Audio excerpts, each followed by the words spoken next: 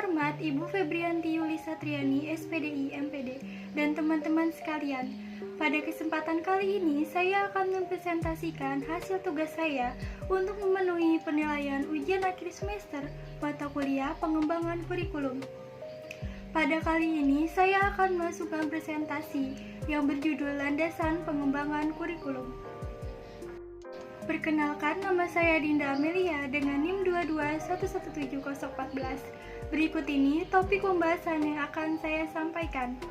Yang pertama, landasan filosofis pengembangan kurikulum. Yang kedua, landasan psikologis pengembangan kurikulum. Yang ketiga, landasan sosiologis pengembangan kurikulum. Yang keempat, landasan teknologis pengembangan kurikulum. Landasan filosofis pengembangan kurikulum. Asumsi-asumsi tentang hakikat realitas, hakikat manusia, hakikat pengetahuan, dan hakikat nilai yang menjadi titik tolak dalam pengembangan kurikulum. Asumsi-asumsi filosofi tersebut berimplikasi pada perumusan tujuan pendidikan, pengembangan isi atau materi pendidikan, penentuan strategi, serta pada peranan peserta didik dan peranan pendidik. Filsafat atau pandangan hidup dalam dunia pendidikan bertujuan untuk memberikan arah bagi peserta didik dalam belajar. Filosofis digunakan untuk menganalisis, mencari solusi yang tepat, penggunaan landasan filosofis secara mendalam. Ketika memiliki arah belajar yang jelas, peserta didik dapat mengeksploitasi kemampuan yang ada dalam dirinya, sehingga dapat mencapai hasil terbaiknya. Singkatnya, filosofis berperan membantu kita dalam mengetahui sisi normatif, moral, estetika, dan melakukan kritik. Kita akan semakin terbantu untuk menguak berbagai sisi tersebut.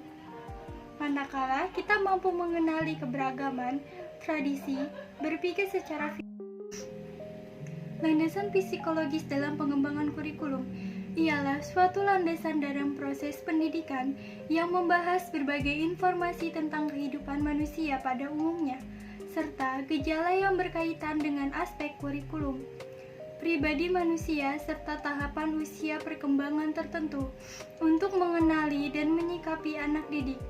Landasan psikologis tidak akan memiliki dua dimensi dan saling berhubungan, yaitu psikologis belajar dan psikologi pendidikan. Psikologi belajar membantu guru dalam menentukan tujuan belajar, mengatur kondisi belajar yang efektif, sehingga tujuan belajar bisa tercapai, mencegah masalah yang mungkin muncul dalam proses pembelajaran.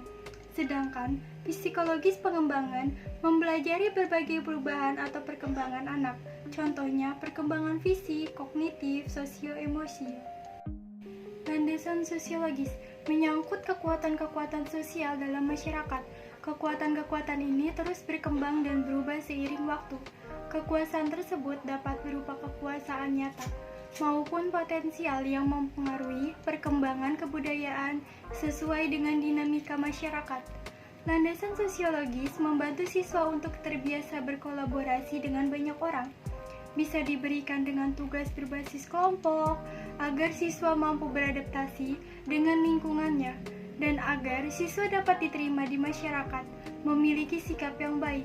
Sosiologis juga dikaitkan dengan pengembangan nilai budaya. Landasan teknologis adalah asumsi-asumsi yang bersumber dari hasil riset atau penelitian dan aplikasi dari ilmu pengetahuan yang menjadi titik tolak dalam pengembangan kurikulum. Pengembangan kurikulum membutuhkan sumbangan dari berbagai teknologi, baik yang bersifat software maupun hardware, sehingga pendidikan dilaksanakan dapat menyesuaikan diri dengan perkembangan ilmu pengetahuan teknologi. Landasan teknologi atau ilmu pengetahuan teknologi, penerapan alat-alat teknologi dalam rangka membantu anak didik mengembangkan berbagai potensi baik psikis dan fisik melalui proses pembelajaran. Proses untuk memperoleh nilai tambah. Anak harus tahu iptek agar memperlihatkan perkembangan anak di era apa, agar kurikulum tidak gaptek atau tertinggal zaman, dan agar kurikulum sesuai dengan zamannya.